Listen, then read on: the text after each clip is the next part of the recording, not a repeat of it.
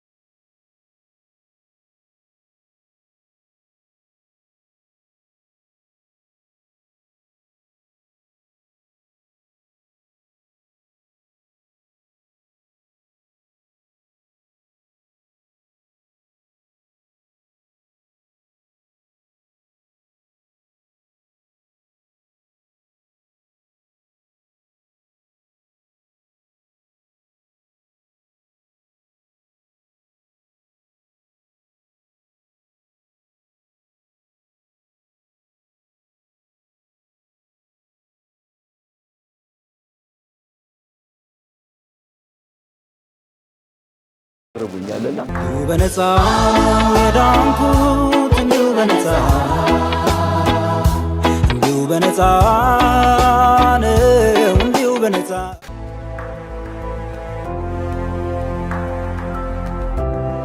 ሰላም እንዴት ናችሁ? ውድ የጸጋሾ ቤተሰብ ተመልካቾቻችን ጸጋሾ የተሰኘውን ፕሮግራም ጀምሬያለሁ።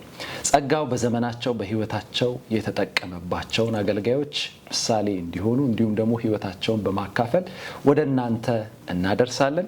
ዛሬም እጅግ የተወደደ ጌታ በዘመኑ የሰራበት የተጠቀመበት እንግዳ ይዤ ቀርቤያለሁ። እስከ ፕሮግራማችን ፍጻሜ ድረስ አብራችሁን ቆዩ። መንገድ ላይ አትቀርም።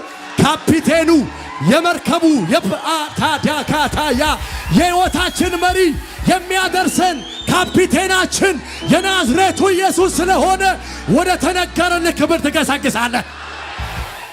ትምህርት እንዳይከናወንላት አስደገም። በረከቷን ይዤ አሰቃየኋት። አሁን መንፈሱ ዱብ ይላል። እሳት በላ ደግሜ ያንከራተትኳት የሚል በኢየሱስ ስም ልቧን አፍኜ ገላታለሁ የሚል በአንድ ሴትም የተቀመጠ አንድ ደብተራ ያስደገመባት ሴት አለች። ውጣ ቶሎ በል ስራ ፈርሷል። አንድ ሁለት የመጨረሻ ሂድ ጭብጨባ ለዚህ ጌታ። ምንድነው የኔ ነገር የተዘጋው ትላለች። ውጣ አንሳው ወደቀ ዛጋ። ኢየሱስ ይባረክ። ኃይል ያዘዝ። አንድ ሁለት የመጨረሻ ሂድ ጭብጨባ ለዚህ አለ። ምን አለ? ሶፓታካይ ብዙዎችን ተከፈተ ተከፈተ ተከፈተ ተከፈተ። እንዲሁ በነፃ ዳንኩት እንዲሁ በነፃ ነው እንዲሁ በነፃ።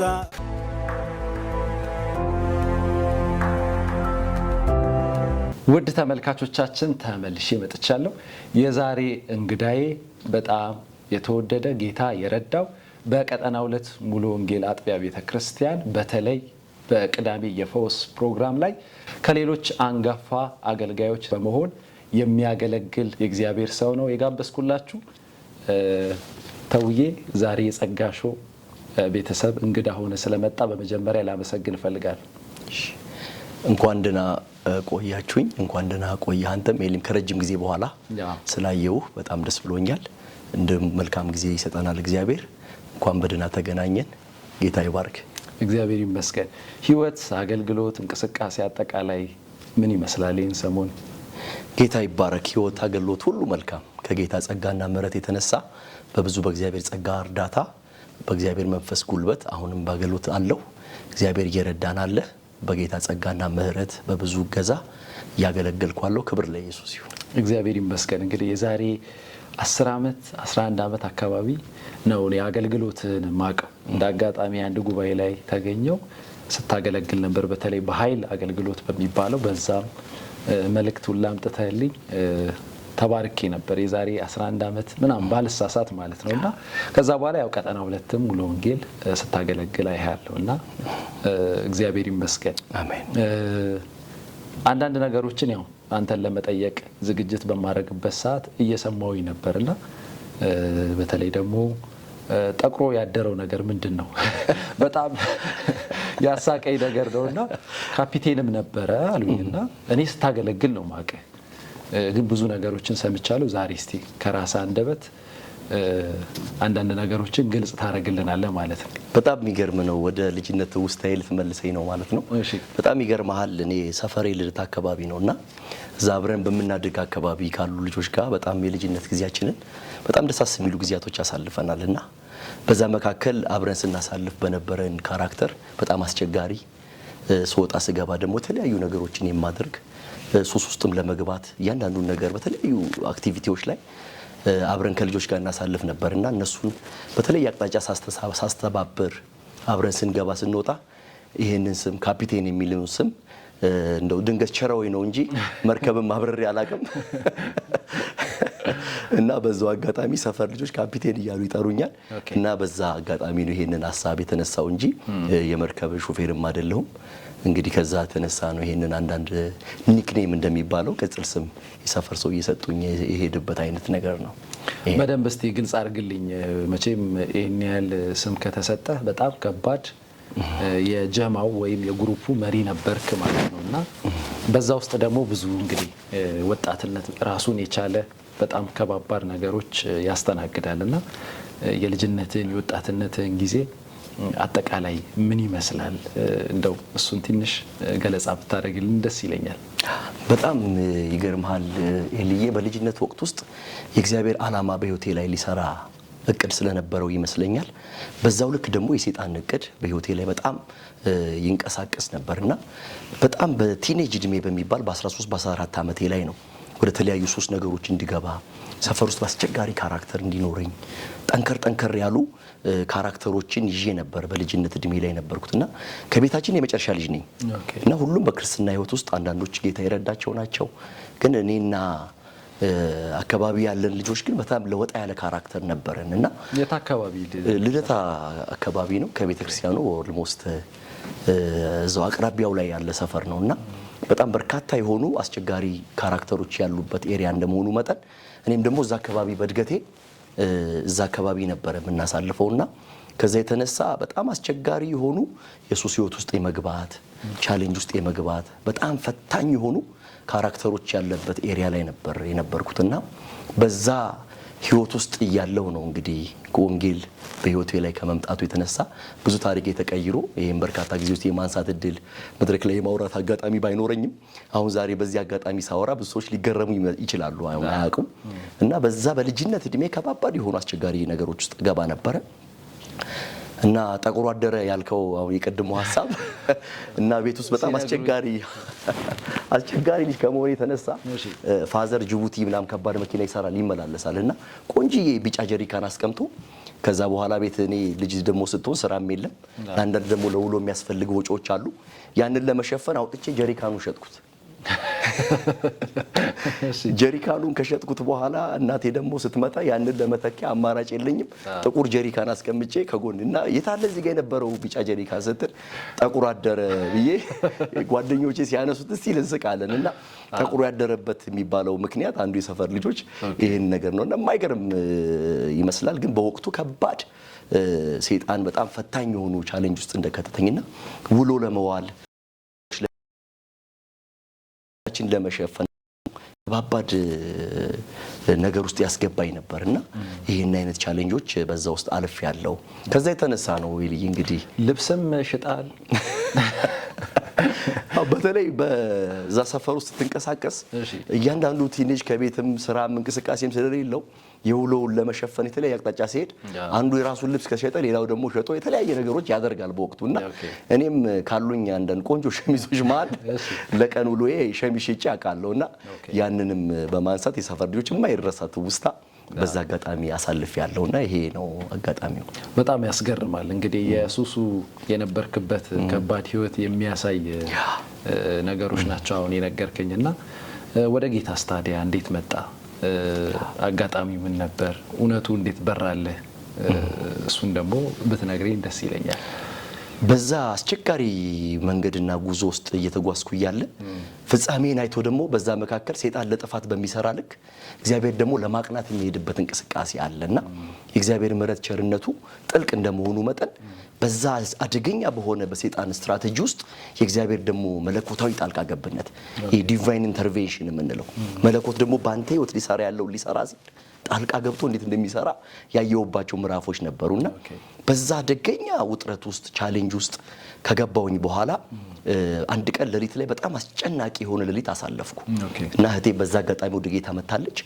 ያቺ ከባድ ሌሊት በህይወቴ ለክርስቶስ ኢየሱስ ለመስጠት ትልቅ የሆነ አጋጣሚ ሆነልኝና ሌሊት ተኝቼ ድግምት፣ መተት፣ አስማት የተለያዩ የሚሰራበት ኤሪያ ነውና ኤሪያው በዛ አጋጣሚ ሌሊት ስተኛ የቀንም ውሎ ያለ አስቸጋሪ ነው እንደነገርኩ ከባባድ የሆኑ ውሎችን እንውላለን። መጠጥ አለ። የተለያዩ የልጅነትም ስለሆነ ገና 13 14 15 16 ዓመት ሁሉን ለመሞከር የምትጓጓበት እድሜ ነውና ያቺን ታይም ላይ አንድ ሌሊት ላይ ተኝቼ የመናፍስት በጣም ጫና ሌሊት ላይ ይመጣ ነበር እና ሌሊት ላይ በጣም እያስጨነቀኝ ውጥረት ውስጥ ገባው። ልክ አለቦኛል ሰውነቴን በጣም ተጨናንቅ ያለው በዛ ሌሊት ላይ 4 መናፍስቶች ነው ከ5 የሚሆኑ በመስኮት በተለያየ አቅጣጫ በበር አያቸዋለሁና እንዲህ ተገልጠው ፊዚካሊ በመንፈስ አያቸዋለሁ እና በትክክል አካባቢው ላይ በጣም ሲጠጉ ራሱ በጣም የሚረብሽ የሞት ጣር እስኪሰማኝ ድረስ በጣም ውጥረት ውስጥ የሚከት ጫና ውስጥ ገብቼ ነበርና በዛች መካከል ነው እንግዲህ በዛች መካከል በጣም የሚያምር ጸጉሩ ሐር የመሰለ የንግግሩ ብቻ ሳይሆን የመቆሙ ሽታ የመቆሙ መዓዛ ልብን የሚያሳርፍ ብርቱ የሆነ ደግሞ ወጣት የሚመስል አንድ ብርቱ በዛ በኩል ሲመጣ አየሁ። ራእይ ነው ይሄንን መታየት በራእይ ነው። ይሄ በመንፈሴ መናፍስታዊ ፋይት ነው። በፊዚካል አይደለም። ባልጋይ በመኝታዬ ተኝቼ ነው። ልክ በዛ በተኛሁበት ሰዓት ላይ ልክ ያኛው ወደዚህ የመጣ የተጠጋ ሲሄድ እነዛ መናፍስቶች አታክ አድርገውኝ ሊያጠቁኝ ሲጠጉ በመካከል አግሬሲቭሊ ተቆጥቶ ልክ ሲያያቸው 5ቱም ከዛ በላይ ብትን ብለው በአራቱ አቅጣጫ ሲሄዱ አየውና ከዛሽ ቀን ከዛሽ ምሽት ጀምሮ የተሰማኝ ሰላም ውስጤ የገባው እረፍት ውስጤ የገባው ደስታ ልነግርህ ከምችለው በላይ በሚገርም እረፍትና ደስታ ውስጤ ተሞላና እንደነጋ ለእህቴን የደወልኩላት። በጣም ይገርማል ተውዬ። እግዚአብሔር በሚያስደንቅ መንገድ ይሄ በሚራክል ታምራታዊ በሆነ መንገድ ነው ወደ ህይወት የመጣው። እንግዲህ ከዛ ከከባድ የመናፍስት እስራት ተጽዕኖ ጌታ ጣልቃ ገብቶ ወደ ራሱ መንግስት እንዳመጣ ነው አሁን የገለጽክልኝና ኦሬዲ ኢየሱስ ክርስቶስ ተገልጦልሃል ማለት ነው። እውነት ነው። ትልቅ ምስክርነት ነው። ከቤት ደግሞ ተባረሃልና መቼ እንደተባረርክ ባላቀም ግን ከቤትም ተባረዋል የሚል ወሬም ሰምቻለሁ። ለምን ከቤት ተባረርክ? እውነት ነው። በዛ አጋጣሚ በቤተሰባችን መካከል እኔ የመጨረሻ ልጅ ነኝ። ከዛ በኋላ ቤት ውስጥ ደግሞ አባቴ ሌሎች እህቶቼን አንዳንዶቹን በስራ እያሰማራ እሱም ደግሞ እየሰራ ብዙዎቻችን እንድንለውጥ የሚተጋበት ወቅት ነውና በዛ አጋጣሚ ውስጥ እኔ ጌታን አገኘው። እንዳልኩ ኢየሱስ ክርስቶስ ለእህቴም ስነግራት ኢየሱስን የታደገ ቀንበርህን የሰበረው እሱ ነው። ስለዚህ ጌታ ያንተ ጌታ መሆን አለበት። ከሱ ጋር ተጣብቀ ዘመንን ቀጥል፣ ኢየሱስ ይሻላል ስትለኝ በጣም ወስኜ ጌታን ለመከተል ጨከንኩ ማለት ነው። ከጨከንኩ በኋላ ነው እቤት ስመጣ አባቴ ደግሞ በስራ ዓለም ውስጥ ከባድ መኪና ገዝቶ እየሰራ እኔም እየተንቀሳቀስኩ እንደወጣ በጣም የሚቀናበትና ሊሰራ የሚነሳሳበት ወቅት ነበር። ያኛው የሱ ኢንተረስትና የኔ ደግሞ የነበረበት ሁኔታ በወቅቱ ጌታን የመከተል ከዛ በኋላ ደግሞ ለኢየሱስ ጨክኖ የመኖር ከክርስቶስ ጋር የመቀጠል ልቤ በዛ አጋጣሚ ሲወስን አባቴ በጣም መቆጣት ጀመረና በዛ አግሬሲቭ ሆኖ ይሄ አንተ ያገኘኸው መጸለያ ሳይሆን መጠለያ ነው አለኝ። ስለዚህ እዚህ ቤት እንጀራ አይሰጠውም። ይሄ ልጅ ሰርቶ ከበላ ይበላል። ይሄው ሰው ይሄንን እድል አያገኝም። በዛ ሰዓት ደግሞ በክፍለ ከተማ መኪና ላይኖር ይችላልና ሰው ተንቀሳቅሶ ለፍቶ ጥሮ የማያገኝበት ሰዓት ስለሆነ ይሄንን አክሰስ ጥሎ ከሄደ እዚህ ቤት እንጀራ እንዳይሰጠው ተባልኩ። ይውጣ ተባለ። አውቶማቲካሊ ተሸኘው። ከዛ በኋላ እያዘንኩ ከቤት የወጣሁኝ ከዛ በኋላ ስንት ዓመት ነበረ ማለት ነው? በዛ በጣም ያንግ የሚባል ሰዓት ላይ ነኝና 10ዎቹ ላይ ነው ልትወጣ 10 ቲኔጀር ጨርሼ ወደ 18 19 ገና ሲሄድ አካባቢ ነውና ያቺ አጋጣሚ በህይወቴ ላይ ጌታን ብቻዬን እንዳየው ክርስቶስ በህይወቴ ላይ ጎልቶ ሊሰራ ያለውን እቅድ ሊያሳየኝ የሚፈልግበት በጣም ብቸኛ ከጌታ ጋር የምጣበቅበት ወቅት ሆነ። ከዛ ወጣሁኝ ቻፕል አካባቢ አንድ የተወደደ እግዚአብሔር ሰው መምህርዮ የሚባል አለ። አሁን በአሜሪካ የሚኖር ወንድማችን ነው።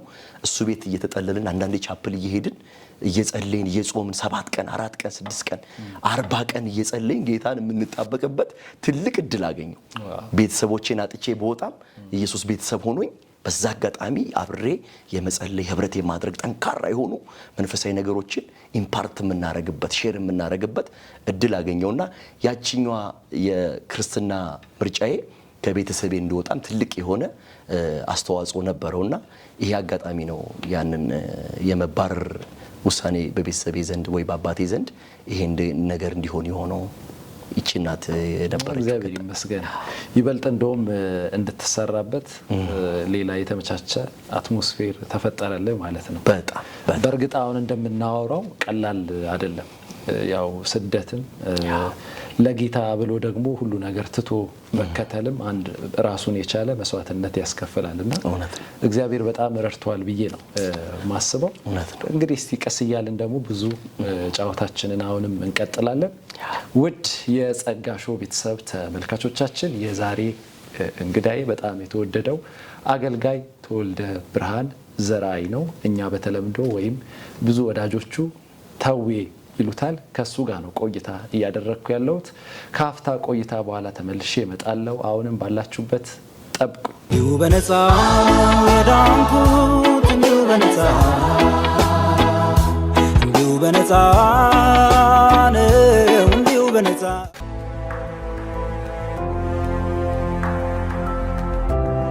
ውድ ተመልካቾቻችን ተመልሼ መጥቻለሁ። ጸጋን ሾው በዩቲዩብ ቻናላችን @ጸጋሾ በማለት ሰብስክራይብ እንዲሁም ላይክ ሼር በማድረግ ቤተሰብ እንድትሆኑ በጌታ ፍቅር እጠይቃለሁ። በጣም ደስ የሚል አስገራሚ የሆነ ምስክርነትን ነው እየሰጠኸኝ ያለኸው። ተመልካቾቻችንም እንደወደዱት ተስፋ አደርጋለሁ። ወደ አገልግሎት ደግሞ እንምጣ። የአገልግሎት ጥሪው በአንተ ህይወት ምን ይመስል ነበረ? ለአገልግሎትስ ለመጣው ጥሪ የሰጠው ምላሽ እንዲሁም ደግሞ ከፍሬም አንፃር የነበረውን ነገር እስቲ ብታወራኝ ደስ ይለኛል። የሚገርም በዓለማዊ ቆይታዬ በነበረኝ ጊዜ ውስጥ ቀጥታ ደግሞ ወደ መንፈሳዊ ዓለም ስጠጋ ቸርች ውስጥ የነበረኝን ደግሞ ቆይታና ጊዜ ለማስኬድ በጣም ፈታኝ ወቅቶች ነበሩ እነሱ እና በርካታ ሰዎችም በእንደዚህ አይነት ነገር ያልፋሉ ብዬ አስባለሁ። ከዓለማዊ ህይወት ውስጥ ቀጥታ ደግሞ ወደ መንፈሳዊ የሆነ እንቅስቃሴ ሰው ሲገባ በዛ ውስጥ ባለው ህይወት ውስጥ ድሮ የነበረው ውሎ አለ፣ ድሮ የነበረው ህይወት አለ፣ ድሮ የነበሩ ጓደኞች አሉ። በርካታ የሆኑ እንቅስቃሴዎችን በዛ መካከል ሰው ያሳልፋል። ልክ ወደ እግዚአብሔር መንፈስና ህይወት እንቅስቃሴው ሲመጣ ደግሞ ያንን ትክክለኛ የሆነውን ነገር ማኔጅ እስኪያደርግ ፈታኝና አጣብቂ ጊዜዎች አሉ። ብዙ ወጣቶች ወደ ዓለም የሚመለሱበት ጠንካራ የሆነ የክርስትና ህይወት እንዳይኖሩ ሰይጣን ፋይት የሚያደርግባት እቺኛው አጋጣሚ ናትና በዚህ ክፍተት ውስጥ ልክ እንደመጣው ምንድነው ውሎ የትላንትና የነበረኝ ውሎ አለ፣ የትላንትና የነበሩኝ ጓደኞች አሉ። አውቶማቲካሊ ቸርች ነው ጆይን ያደረኩት። ከዛ በኋላ ከማን ጋር ነው ማሳልፈው የሚለው ነገር በጣም ፈታኝና አጣብቅኝ ይመስላል። ልክ ያን ታይም ግን ሳረግ ምንድነው ማድረግ የጀመርኩት ያሉትን የሳምንት ፕሮግራሞች ሰኞ፣ ማክሰኞ፣ ሮብ፣ ሐሙስ እያልኩኝ ሰኞ የሚኬሲ ካለ ማክሰኞ፣ ሮብ አማኑኤል ህብረት የተለያዩ ቸርቾች እየተንቀሳቀስኩኝ ስፒሪቹዋል ነገሬ ላይ መስራት ጀመርኩ። ቅዳሜ ቀጠናው ተካፈላለሁ። በተለያዩ መንፈሳዊ ነገሮችን ራሴን አታችድ እያረኩ ያንን ደግሞ መንፈሳዊ ነገር ጠንክሯል ስል ደግሞ አውቶማቲካሊ ወደ መምህራን ኮሌጅ ገብቼ ትምህርቴን እንድማር ትምህርቴ ላይ እንዳተኩር እግዚአብሔር መንፈስ ቅዱስ ምሪ ሰጠኝ። ልክ ያችን የመምህራን ኮሌጅ ደግሞ እንደተመረኩኝ አውቶማቲካሊ ወደ ተግባረ ዕድ ገባሁና ሂውማን ሪሶርስ ማኔጅመንት 4 እና 5 ዓመቱን እንድማር ጠንካራ የትምህርት ጊዜ ማሳለፍ ጀመርኩና ሰዎች በተለያየ ነገር እንዳይያዙ ጤናማ የሆነውን መንገድ ለመሄድ ጥሩ የሆኑ ትምህርት ላይ መንፈሳዊ ነገር ላይ ጸሎት ላይ ማሳለፍን ሳዳብር ህይወቴ እየጠነከረ ወደ እግዚአብሔር ሐሳብ እየተጠጋ በዛ መንገድ ማሳለፍ ጀመርኩ ማለት ነው። ሁለቱንም ሳትለቀው ማለት ነው። ሁለቱንም ባላንስ ብዙ ሰው የሚሸወደው ወደ አገልግሎት ሲመጣ በፊት የነበረውን አክቲቪቲ ወይም እንቅስቃሴ ነጋዴም ቢሆን ወይም ተማሪም ሰራተኛም ቢሆን እርግፍ አድርጎ ይተውና ወደዚህኛው ይገባል። በዛው እንግዲህ አንዳንድ አላስፈላጊ የሆኑ ዋጋ መክፈሎች ይፈጠራሉ ማለት ነው። አንተ ትምህርቱንም ሳታቋርጥ በዛው ቀጠልክ ማለት ነው። ይሄ ትልቅ የሆነ ምሳሌ ነው ብዬ ነው ማስበው በግሌ። ከዛ በኋላስ አገልግሎቱ እንዴት እየተገለጠ እየታየ መጣ? አሁን እንግዲህ አንተ የምታገለግለው አገልግሎት እኔም ሌሎችም ወገኖች እንደሚያውቁት የኃይል አገልግሎት፣ የፈውስ መናፍስትን የመለየት ትንቢት የመናገር እንዲሁም የእግዚአብሔርን ቃል የመግለጥ አይነት ነገር አይባሃለውና ይሄ ነገር እንዴት ነው ለሰው ላንተም አገልጋይ ነኝ ለካ በዚህ እግዚአብሔር እየሰራብኝ ነው ብለህ አፍን ሞልተ መናገር የጀመርክበት ጊዜም እሱንም ብታጫውተኝ። የሚገርም ትውስታ ነው። ረዘም ያለ ጊዜ ቢመስልም ግን በጣም ወደ ኋላ ተመልሼ ሳስበው በጣም ይገርመኛል። የሚገርመኝ ያን የትምህርት ዓለም እኔ ከቀጠልኩኝ በኋላ ልክ ወጣቶች ጋር አብረን እናሳልፍ ነበር ቻፕል አካባቢ። ቻፕል በምናሳልፍበት ወቅት ላይ ብዙ ሰዎች መንፈሳዊ ሰው እውቀት እንደሌለው እንደማይማር ጠንካራ የሆነ ነገር ላይ ማለፍ እንደማይችል አስበው ስፒሪቹዋል ነገሩ ላይ ነው የሚያተኩሩት ይባል ነበርና ስለዚህ ሰው በእውቀት ቢዳብር ምንድነው ችግሩ? ተምሮ ራሱን ኤክሰል ሊባረግ ምንድነው ከባድ ነገር የሚለው ነገር አንደኛው ወደ ትምህርት እንድሳብ አድርጎኛል። ከዛ ይሄንን በማድረጌ ደግሞ ምንድነው የተጠቀምኩት? ሳንማር እንዴት ተማሩ እንለዋለን ወጣቱን። እኔ ሊደር ነኝ፣ መሪ ምሳሌ ነው፣ ሊደር ነኝ። ብዙ ትውልድ በመካከል ያለ ያንን ደግሞ ወጣቶችን አብረን ስናገለግል ሳንማር እንዴት ተማሩ እንላለን፣ ሳናውቅ እንዴት ወቁ እንላለን የሚል ኮንሰፕት ውስጥ ስለገባ አውቶማቲካሊ ትምህርቱን ተምሬ ለስራ እግዚአብሔር እንግዲህ የወሰነውን ነው። ከዛ በኋላ መንፈስ ቅዱስ የወሰነልኝን ነው መኖር የጀመርኩት። ግን አውቶማቲካሊ ክላሱን ጨርሼ ልክ ተግባረድ ያሉ ተማሪዎች ሲመረቁ እኔ ይርጋለም ኮንፈረንስ ተጋብዤ ሲዳሞ ክልል ላይ 6 ቤተክርስቲያን አንድ ላይ ኮንፈረንስ አገለግል ነበር። እነሱ በጋውን ተመረቁ፣ እኔ ደግሞ በእግዚአብሔር መንፈስ ተቀብጬ ተመረቁ። እግዚአብሔር ይባረክ። እና የመጀመሪያ 5 ዓመት ለፍቶ ጋውን ሳይለብስ የጠፋ ተማሪ ብሎ እንደውም አብረውኝ የተማሩ የተግባረ ተማሪዎች ይተርቡኛልና እግዚአብሔር የወደደው ሆነ። ከዛ በኋላ ጥሪ እንዳለኝ አረጋገጥኩ። አውቶማቲካሊ ወለታ የሚባል ሀገር የሚኬስ ቸርች ኮንፈረንስ ሄደን በጣም የተወደዱ አገልጋዮች እዛ ገጠሙን። አብረን ስናገለግል ትልልቅ የእግዚአብሔር ስራ በህይወቴ መሰራት ሲጀምር አውቶማቲካሊ እግዚአብሔር እንደጠራኝ በህይወቴ ላይ እግዚአብሔር ሊሰራ እንደወደደ ከሴኩላሩ ካለው እንቅስቃሴ ባሻገር በጥሬ ላይ እግዚአብሔር ደግሞ አልፎ ሊሰራ እንደወደደ ቁርጠኛ የሆነ ውሳኔ ሲመጣ ወደ ስራው ለማልቀጠልኩም ራሱ ጥሬ የጎመራ እያፈራ እየተንቀሳቀስኩኝ ረጅም ጊዜያቶችን በዛ አስቀጠለኝ ማለት ነው። ቅዳሜ ቀን የፈውስ ፕሮግራም ወዲያው ነው ወደዛ አገልግሎት ውስጥ የገባው ወይስ ከዛ በፊት ሌላ ቦታ ነው የጀመርከው? ምናልባት ግልጽ እንድናደርገው ብዬ ነው። የቅዳሜ አገልግሎት ከመግባቴ በፊት ማክሰኞ የመንፈስ ቅዱስ ሙላት ፕሮግራም አለ። ሁልጊዜ ምሽት ማክሰኞ የመንፈስ ቅዱስ ሙላት በልሳን ሰዎች እንዲጸልዩ ኃይል እንዲሞሉ በዛ የሚሰበሰቡ ቅዱሳን ሁሉ ጸጋ የሚካፈሉበት ትልቅ ፕሮግራም አለ። በቀጠናው ሁለት ፕሮግራም አጥቢያ ስር ከወጣቶች ቻፕል እንዲልኩኝ አውቶማቲካሊ እዛ ነው ጆይን ያደረኩትና እዛ በመናገለግልበት ሰዓት እጄ መጫን ፕሮግራም አለና ጸጋቸውን ለማቀጣጠል ውስጣቸውን ያለው ሐዋርያው ጳውሎስ እንዳለው በውስጥ ያለውን ጸጋ እጄን በመጫን አቀጣጥላለሁ ያለው ልክ እንደዚሁ እንቅስቃሴው ልክ እጄ በመጫን ሲካሄድ 2 ሰዎች ነበሩ አንገታችን ላይ እንደ እባጭ ነበረ ቀለጠው ብለው መሰከሩና አንዳንድ የተወደዱ ወንድሞች አብሮኝ የሚያገለግሉ የነበሩ እንዴ የፈውስም ጸጋ አለው መንፈስ ቅዱስ ሙላት የሚያገለግል ወንድም ነው ሪኮመንድ ማድረግ አለብን ብለው አውቶማቲካሊ ወደ ቅዳሜ አገልግሎት ጆይን እንዳደረግ ተደረገ። ከዛ በኋላ ነው ወደ ቅዳሜ ፈውስ አገልግሎት በጋራ ገብቼ ማገልገል የጀመርኩት ማለት ነው። ኦኬ ቸርቾችንም ፕላንት እንደምታረክ ወይም በእግዚአብሔር ምሪት እንደምታክልም ሰምቻለሁ። እውነት ነው? እሱም ነገር እውነት ነው። ይገርምሃል። ከዛ በኋላ ቻፕሎችን፣ ባይብል ስተዲ ህብረቶችን በታማኝነት የእግዚአብሔርን ሕዝብ ለማገልገል ቁርጠኛ ሆኜ በማገለግል ሰዓት እግዚአብሔር ለካ ሰፊ ሆኖ ወደ ትልልቅ ስራዎች እያዘጋጀኝ ነበር እና እነዛ ህብረቶችን የሰኞ የሮብ የሐሙስ ብለን ህብረቶችን እየሰራን በነበረ ሰዓት የነበረውን እንቅስቃሴ እግዚአብሔር ደግሞ በከተማ ደረጃ በአገር ደረጃ በተለያዩ አቅጣጫ እያሰፋው እያሳደገው መጣና ከዛ በኋላ አንዳንድ ቦታዎች ወንጌል ስንሰብክ ቅዱሳን ሲጠሩን ህብረት ሲሄድ ሙሉ ወንጌሎች የሚሆን የተለያዩ ህብረቶች ይሄድና በሚቀጥለው ጊዜ ተመላልሰን ካገለገልን በኋላ አጋንንት እየወጣ ሰዎች ነፃ እየወጡ ቀንበር እየተሰበረ የብዙ ሰዎች ታሪክ እየተቀየረ እግዚአብሔር ጸጋ በኃይል እየሰራ ከዛ በኋላ ሰፋፊ አጥቢያዎች ሆነው ትልልቅ የሆኑ ኮንግሪጌሽን ሆነው የማየት እድል አግኝቻለሁና በዚህ በጣም ብዙ ፍሬዎችን በህይወቴ አይቻለሁ። ክብሩን እግዚአብሔር ይውሰድ። ውድ የጸጋ ሾው ቤተሰብ ተመልካቾቻችን በፕሮግራማችን እጅግ እንደተባረካችሁ እንደታነጻችሁ ተስፋ አደርጋለሁ። የዛሬ እንግዳይ በጣም የተወደደው የእግዚአብሔር ሰው አገልጋይ ተወልደ ብርሃን ዘራይ ነው። ከሱ ጋር ድንቅ ቆይታ እያደረግን እንገኛለን።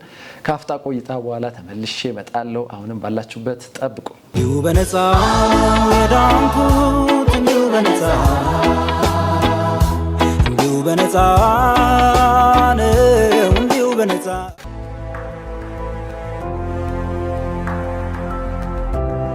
ውድ ተመልካቾቻችን ተመልሼ መጥቻለሁ። በጣም የሚያስገርም የሚያስደንቅ ምስክርነት ነው እየነገርከኝ ያለው። እግዚአብሔር ይመስገን። አሜን። እንግዲህ እግዚአብሔር ሁሌም ቢሆን በሰዎች ሕይወት ውስጥ ጣልቃ በመግባት ስሙን ራሱን ክብሩን የሚገልጥ አስደናቂ አምላክ ነው።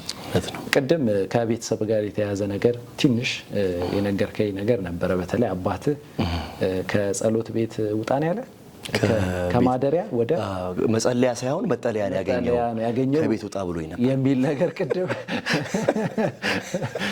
እንደዛ ነገር ስታወራኝ ሰምቼ ስለነበረ ነውና እሱ ነገርስ እንዴት ሆነ?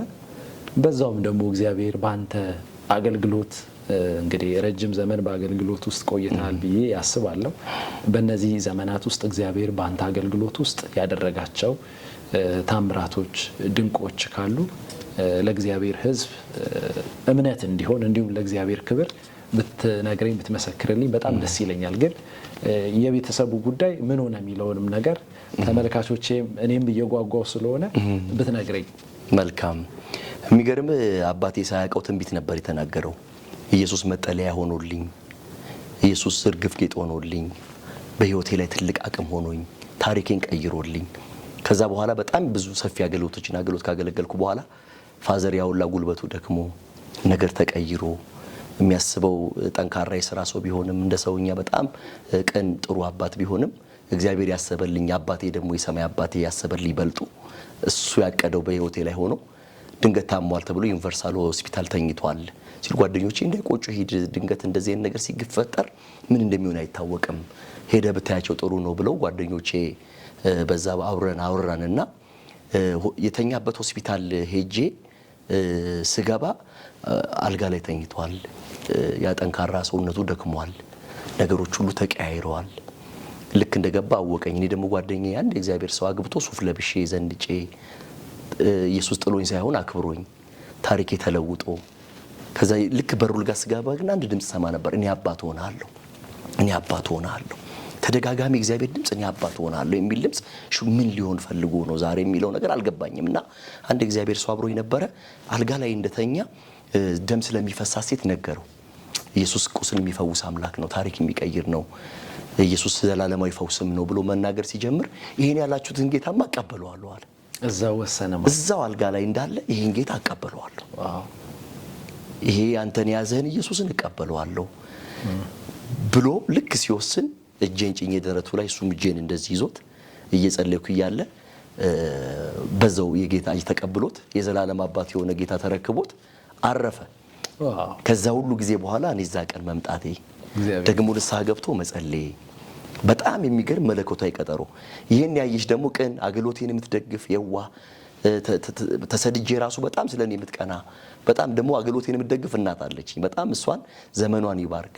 ቸርችም ሌሎችም ሁሉ አፕሪሼት ሳያረጉኝ በጣም ህይወቴን በአገልግሎት እንዲቀጥል ሰፖርት የምታረግ ደግሞ ቀን እናት ነበረች።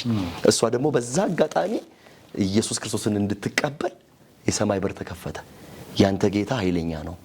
ያ ሁሉ ነገር ተቀይሮ ልክ ይሄን ወንጌል ከነገርከው በኋላ እንዴት ዝም ብሎ አሸለበ። እግዚአብሔር ተአምረኛ ነው፣ ይሄን ጌታ እቀበለዋለሁ ብላ እሷም ጌታ ኢየሱስን ተቀበለች። ለቤታችን መዳን ሆነ። ይሄ ትልቅ የእግዚአብሔር ስራ ነውና በጣም ነው ደስ ያለኝ። እግዚአብሔር እንግዲህ ቤተሰብን አሳልፎ ሰጠህ ማለት ነው። በጣም ከዚህ በላይ ደግሞ ደስታ የለም። ቤተሰብ በመንግስተ ሰማያት ስታገኘው ትልቅ ሚራክል ነው። እውነት ነው።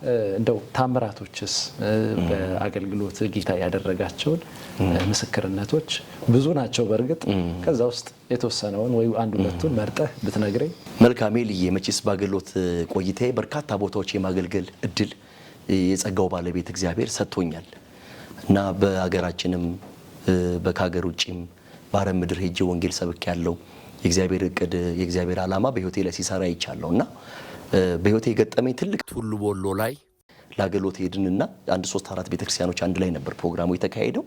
ልክ እዛ አገልግሎቱ ተጀምሮ አርብና ቅዳሜ ካገለገልን በኋላ ልክ ቅዳሜ እንደጨረስን እሁድ የመጀመሪያው አምልኮ ላይ የእግዚአብሔር እጅ በኃይል ከተማው ላይ መጣ። ይሄ ማለት ጸጋ ስጦታ ጋንት መጮ መውደቁ ብቻ አይደለም። ይሄ በአገልግሎታችን በርካታ ጊዜያት ይሆናሉ። ልክ ከተማው ላይ አስፈሪ የእግዚአብሔር እጅ ሲመጣ በየቤቱ የተያዙ ሙዳይ ውስጥ የተቀመጡ እባቦች ነው መውጣት የጀመሩት።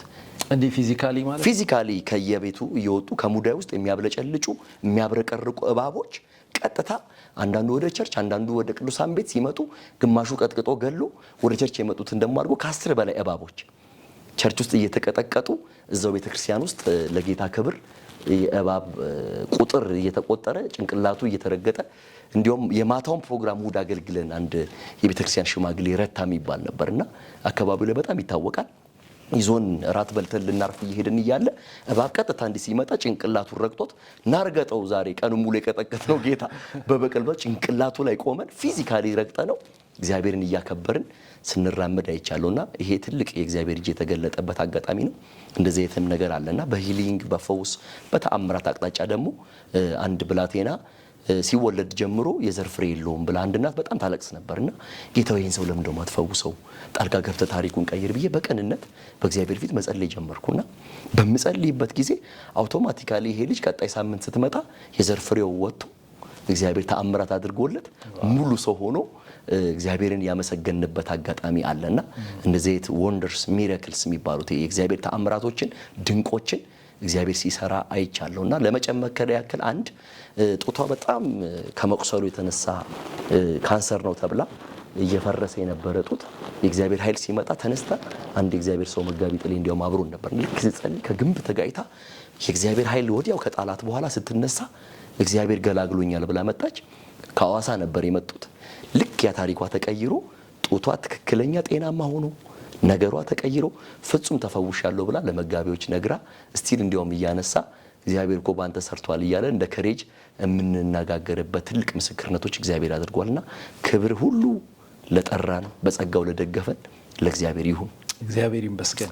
በጣም የሚያስገርም የሚያስደንቅ የእግዚአብሔር ስራ ነው የነገርከን። በጣም አድማጮቻችን ወይም ተመልካቾቻችን በዚህ ምስክርነት እንደታነጹ እንደተባረኩ ተስፋ አደርጋለሁ። ብዙ ያው ብናነሳ ብዙ ነገር የምናወራው ነገር አለን አውቃለሁ። እኔም የሰማኋቸው ብዙ የእግዚአብሔር ስራዎች በአንተ አገልግሎት ብዙ ነገር ሰምቻለሁና ካለን ጊዜ አንፃር ነው። እግዚአብሔር ይመስገን። አሜን። ለመጨረሻ አንድ ጥያቄ ልጠይቅህና ፕሮግራሜን ላጠናቀቅ። ኢየሱስ ላንተ ምንድነው? እንዴት ትገልጸዋለህ? በጣም ይገርማል። ኢየሱስ ለኔ ታሪኬ ነው። ኢየሱስ ለኔ የመኖሬ ትልቅ ዋስትና ነው። የማይሆነውን ሰው አድርጎ የማይችለውን ሰው አስችሎ ቀንበር ሰብሮ ታሪክን ቀይሮ የሚያቆም ደግሞ ለዚህ ምድር ብቻ ሳይሆን ለዘላለም ሕይወት መንገድ የሚያቀና የዛሬን ብቻ ሳይሆን ዘላለሜን የያዘ ዋጋ የከፈለልኝ የመስቀል ሞት ሞቶ ታሪኬን የቀየረ ሕይወቴን ሁሉ በደስታና በሰላም እንድኖር ስለኔ በቀራንዮ ብሎ ተንጠልጥሎ ዋጋ የከፈለ ደግሞ ስለኔ በሶስተኛው ቀን ከሙታን ተነስቶ በአብ ቀኝ ዛሬም ጠበቃ ሆኖ ዕብራውያን ጸሐፊ እንዳለው ስለኔ ሁሉ ጊዜ የሚታይልኝ አሁን ስናነሳው አወራሁ እንጂ የኋላ ታሪኬ የኔ ታሪክ አይደለም። ያኛው ማንነቴ ሞቷል። ያ ታሪኬ ተቀይሯል። አሁን የኔ ታሪክ ኢየሱስ ሆኖልኝ ዘላለሜን ቀይሮልኝ መንገዴን አቅንቶልኝ ከዘመድ በላይ ከወዳጅ በላይ ከየትኛውም በላይ የሚጠጋጋኝ ክፉ ቀኔን ደግፎ ያቆመኝ ታሪኬን ቀይሮ ወደፊት እንድቀጥል ጉልበት አቅም ይሆነኝ ነገም ለመቀጠል ለማገልገል ዋስትና ይሆነ በታመንበት አለኝ የሚለው መኩሪያዬ ይሄ ናዝሬቱ ኢየሱስ ለኔ ዝርግፍ ጌጤ ነው። በመካበት የሚያስመካኝ ላወራለት ቢል የሚያምርበት ሰርቷል ብል ሰርቶ የሚያሳይ ችሏል ብዬ ብናገር ዘላለም ችሎታውን የሚገልጥ የክብር ጌታ ነው። ለብዙዎች ተስፋ ብዬ የምናገረው ይሰበራል ብዬ የማልፈራበት የማይሰበር ሸምበቆ ያልሆነ ጠንክሮ ብዙዎችን ቀይሮ በአደባባይ ታሪክ ቀይሮ እኔንም ብዙዎችንም ያሳረፈ ብዙዎችም ዛሬ ለሚፈልጉት እረፍት የሚሰጥ ደግሞ በዘላለም ኪዳን የማይጥል ኪዳኑን ጠብቆ የሚያኖር ኢየሱስ ለኔ ሕይወቴ ነው፣ ደስታዬ ነው፣ ዘላለሜ ነው፣ ክብሬ ነው። ክብር ለስሙ ከዘላለም እስከ ዘላለም ይሁንለት። አሜን አሜን። እግዚአብሔር አብስቶ ይባርክ። አሜን። በጣም ደስ የሚል ቆይታ ነው ያደረግነው። በጣም አመሰግናለሁ። አሜን። አንተንም እጅግ አድርጌ አመሰግናለሁ። የተወደድክ ኤልያስ ከረጅም ጊዜ በኋላ አየር ጤና አካባቢ በነበረው ኮንፈረንስ ተገናኝተን ያው ሁሉ እግዚአብሔር ነገር አልፎ አሁንም በብዙ ያገለገልክ እንደዚህ ስላገኘው እግዚአብሔርን እጅግ አድርጌ አመሰግናለሁ። አንተንም ቤትን አገልግሎትን ዘመንን እግዚአብሔር ይባርክ። አሜን። ተባረክ። ውድ የጸጋ ሾው ቤተሰብ ተመልካቾቻችን የዛሬ የጸጋ ሾው እንግዳይ የነበረው በጣም የተወደደው አገልጋይ ተወልደ ብርሃን ዘርአይ ነበረ። ከሱ ህይወትና አገልግሎት ጌታ ካደረገው ነገር ብዙ እንዳካፈላችሁ ብዙ እንደታነጻችሁ ተስፋ አደርጋለሁ። ይህን ፕሮግራም አዘጋጅቼ ወደ እናንተ የማቀርበው እኔ ኤልያስ ወንድሙ ነኝ። በዩቲዩብ ቻናላችን ጸጋን ሾው ሰብስክራይብ፣ ላይክ በማድረግ ቤተሰብ እንድትሆኑ በጌታ ፍቅር እጠይቃለሁ። ሳምንት በሌላ እንግዳ ወደ እናንተ የምመጣ ይሆናል። እስከ ሳምንት ድረስ ቸር ሰንብቱ።